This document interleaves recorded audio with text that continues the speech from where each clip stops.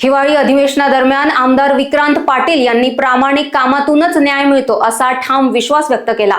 नव्याने आमदार झाल्याने जनतेच्या अपेक्षा अधिक असल्याचे त्यांनी सांगितले।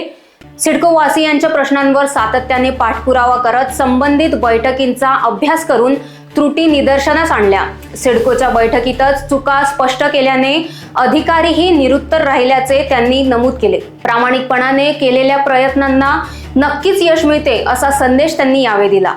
खरं तर माझ्यासारख्या सामान्य कार्यकर्त्याला आज आनंद आहे की जनसामान्यांचे अश्रू पुसण्यासाठीचा संघर्ष करण्याचा मी प्रयत्न केला आणि राज्यातल्या महायुतीच्या सरकारने सन्माननीय मुख्यमंत्री देवाभाऊ, सन्माननीय उपमुख्यमंत्री एकनाथ शिंदे साहेब या सर्वांनीच जनतेसाठी संवेदनशील सरकार काय असतं हे दाखवण्याचा प्रयत्न आज या घोषणेत केलेला आहे। सभागृहामध्ये या सिडकोच्या घरांच्या किमती कमी करण्याचा विषय मागच्या अधिवेशनापासून मी मांडत होतो। सातत्याने त्या विषयाच्या बैठका मी केल्या, सातत्याने त्या विषयाचा पाठपुरावा पण केला आणि सिडको अधिकाऱ्यांच्या माध्यमातून ज्या चुका होत होत्या, कशा पद्धतीने ह्या किमती फुगवल्या गेल्या आहेत, त्या कमी होणं गरजेचं आहे हे आपण मांडत होतो। या विषयाला आज दिलासा मिळाला आणि सभागृहामध्ये या घरांच्या किमती कमी करण्याचा निर्णय जाहीर झाला।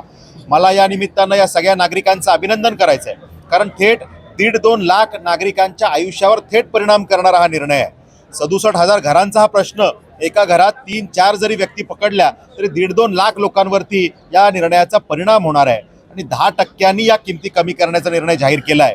10% या किमतीचा लाभ तर कमी होण्याचा नागरिकांना मिळेलच, पण दुसरी बाजू ह्याची अशी आहे की ज्यांचं घर समजा 47 लाखाला होतं त्याच्या किमती 10% कमी झाल्यामुळे जर त्या किमती 45 लाखाच्या खाली आल्या तर GSTचे 5% एक्स्ट्रा चार्जेस हे त्याला भरावे लागत होते। तो भुर्दंड एक्स्ट्राचा लागत होता। किंमत 45 लाखाच्या वरती असेल तर हा भुर्दंड भरावा लागत होता, तो सुद्धा 5%चा रिलॅक्सेशन त्याला मिळणार आहे। त्यामुळे एकंदरीत पकडलं तर हा निर्णय 15-16% घरांच्या किमती एक प्रकारे कमी होतील अशा पद्धतीचा हा निर्णय होणार आहे। त्यामुळे मला वाटतं नागरिकांना यातून दिलासा मिळणार आहे। अनेकांच्या आशा, अनेकांचे डोळे या अधिवेशनाकडे लागून होते की काहीतरी निर्णय आमच्या बाजूने होईल आणि आज हा निर्णय झाला। मी या सगळ्या नागरिकांचं मनापासून अभिनंदन करतो आणि संवेदनशील सरकार जे महायुतीचं आहे त्यांचे आभार व्यक्त। लोकवाहिनी मीडियासाठी काजल राजपूत सोबत विशाल बांबडवार यांची रिपोर्ट।